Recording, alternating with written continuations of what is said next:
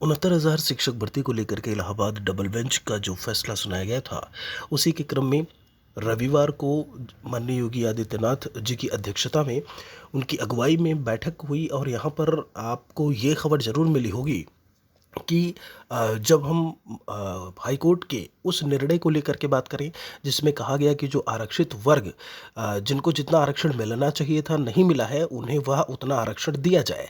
इस फैसले पर योगी सरकार को ये लग रहा था कि योगी सरकार इस पर या तो अडिग रहेगी कि ठीक है यही चीज़ रहेगा, आपका जो फैसला दिया गया है उसी को हम मानेंगे, उसी को लेकर के चलेंगे, एक नई लिस्ट जो है संशोधित लिस्ट जारी करेंगे विद इन 3 मंथ्स, या फिर हम माननीय सुप्रीम कोर्ट का रुख करेंगे। यहाँ पर आप देखेंगे न्यायालय के निर्णय के सभी तथ्यों से मुझे अवगत कराया गया। माननीय सर्वोच्च न्यायालय के ऑब्जर्वेशन में माननीय उच्च न्यायालय इलाहाबाद की लखनऊ बेंच के निर्णय के आलोक में कार्यवाही करने हेतु विभाग को निर्देश दिए गए हैं।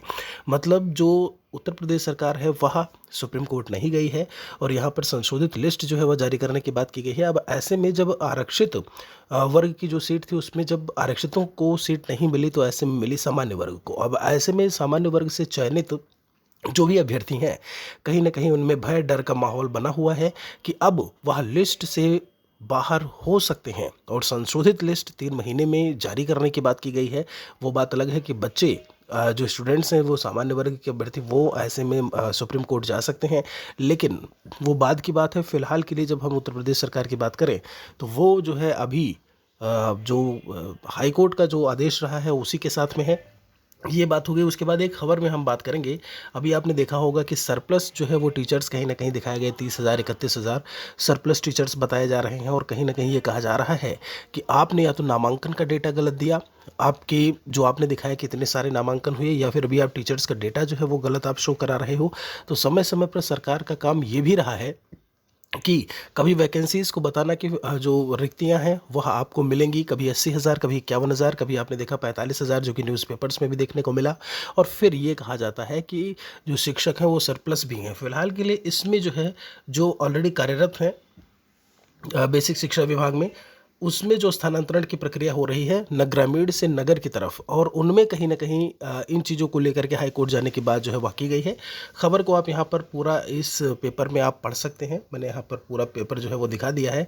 इसमें है आपका कि ग्रामीण क्षेत्र के पोर्टल पर दिख रहा है विस्तारित नगरीय सीमा में आए विद्यालय, सिर्फ ग्रामीण क्षेत्र के विद्यालयों के शिक्षकों के समायोजन की चल रही है प्रक्रिया। तो नगरीय और ग्रामीण दोनों दिख रहा है। जैसा कि आपको पता है मानव संपदा पोर्टल पर यह काम होता है। अभी यहाँ पर ये मामला जो है वो कोर्ट जाने की बात अभी की गई है, लेकिन दूसरी तरफ जो सरप्लस शिक्षक दिखाए गए हैं उसमें ये कहा गया या तो आप नामांकन गलत बता रहे हैं कि इतने नामांकन हुए, और फिर से आप स्कूल ड्रॉप आउट की समस्या को भी गिना रहे हैं। आप ये भी कह रहे हैं कि स्कूलों में 50 से कम शिक्षक हैं। लिस्ट भी आप जारी कर रहे हैं लगभग 700-800 विद्यालयों की, जिसमें शिक्षक 10 जिसमें छात्र जो है 10 से भी कम है। तो ये सारी चीज़ें कहीं ना कहीं डेटा को भी मैनिपुलेट किया जा रहा है। कुछ भी स्पष्ट चीज़ जो है, स्पष्ट डेटा जो है वह नहीं बताया जा रहा है। जब हम यूपी सरकार की बात करें नई शिक्षक भर्ती से संबंधित या शिक्षकों के रिक्त पदों से संबंधित, एक और वीडियो के साथ में जल्दी मिलेंगे।